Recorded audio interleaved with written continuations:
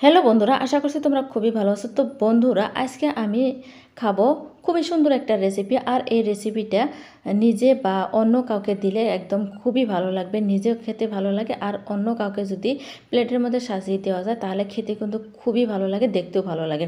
আর এই রেসিপিটা বেশিরভাগ মানুষে খেতে পছন্দ করে না, এই বস্তুটা খেতে পছন্দ করে না, গন্ধ করে তিতা লাগে। তো যাই হোক বন্ধুরা, আমি খুবই সুন্দর করে আজকে তোমাদের সাথে শেয়ার করব।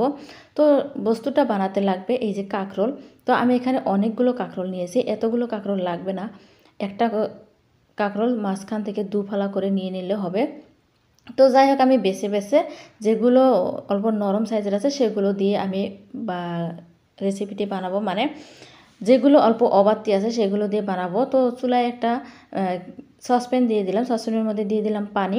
তো এখন দিয়ে দিলাম আমি কাঁকরোলগুলো। তো বোটার সময় তো আমি কাঁকরোলগুলো মাঝখান থেকে ফালা করে নিয়েছি, আর সামান্য পরিমাণে নুন দিয়ে এটাকে সিদ্ধ হতে বসিয়ে দিলাম।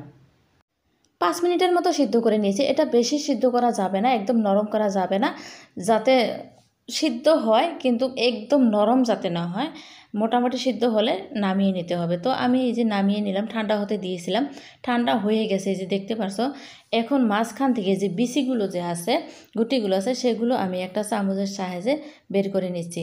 তো সবগুলো গুটি বের করে নিয়ে নিতে হবে, যাতে খালি ছালটা থাকে, কাঁকরোলের যে চারো সাইডে যে চামড়াটা আছে সেটা যাতে থাকে।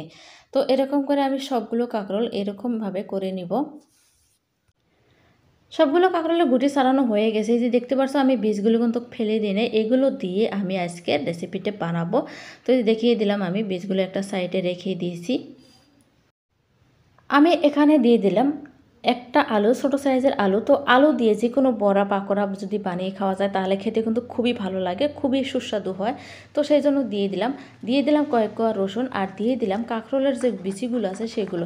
এখন আমি বেটে নিচ্ছি। তো বন্ধুরা, আরও একটা কথা বলে নিচ্ছি, তোমরা যদি আমার চ্যানেলে নতুন হয়ে থাকো, তোমাদের সুন্দর হাতের আঙুল দিয়ে একটা সাবস্ক্রাইব করে দাও, ভিডিওটি ভালো লাগলে লাইক করে দিও। তো যাই হোক, আমি সম্পূর্ণগুলো বেটে নিলাম, বাটা হয়ে গেছে। এখন আমি অন্য একটা পাত্রে আজরিয়ে নিচ্ছি।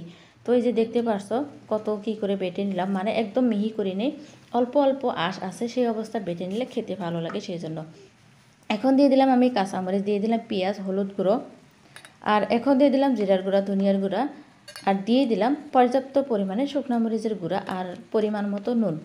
এগুলো দিয়ে এখন আর দিয়ে দিলাম চাউলের গুঁড়া। চাউলের গুঁড়া যদি না থাকে তাহলে তোমরা বেসন দিয়ে দিতে পারো। তো যাই হোক, আমি চাউলের গুঁড়া ইউজ করলাম যাতে অল্প মুসমুসে টাইপের হয়, সেই জন্য।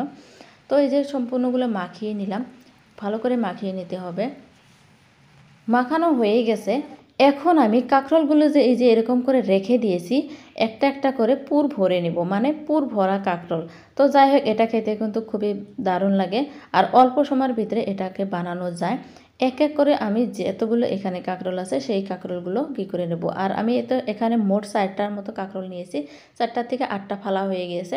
তো যাই হোক, এই যে দেখতে পারছো আমি একদম পুর ভরে নিয়ে এলাম। আর এখন দিয়ে দিলাম ধনিয়ার পাতা, যাতে দেখতে ভালো লাগে, সেই জন্য এই যে উপর দিয়ে একটা একটা করে ধনিয়ার পাতা দিয়ে দিচ্ছি।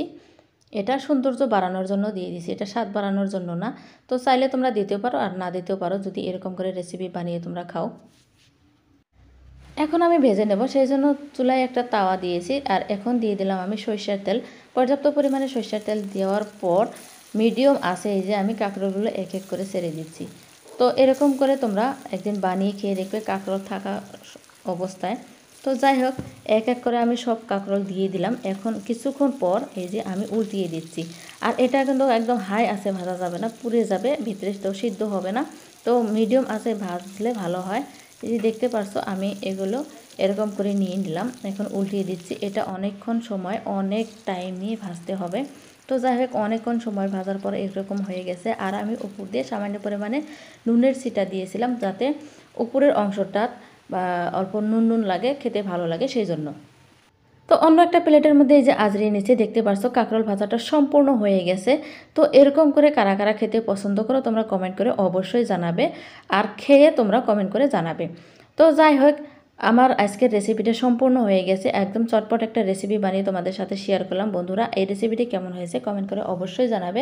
ভিডিওটি ভালো লাগলে লাইক শেয়ার কমেন্ট করে দেখবো। আজকের মতো বিদায় নিচ্ছে, আবার আসবো কোনো নতুন রেসিপি নিয়ে। ততটা সুস্থ থাকো, ভালো থাকো।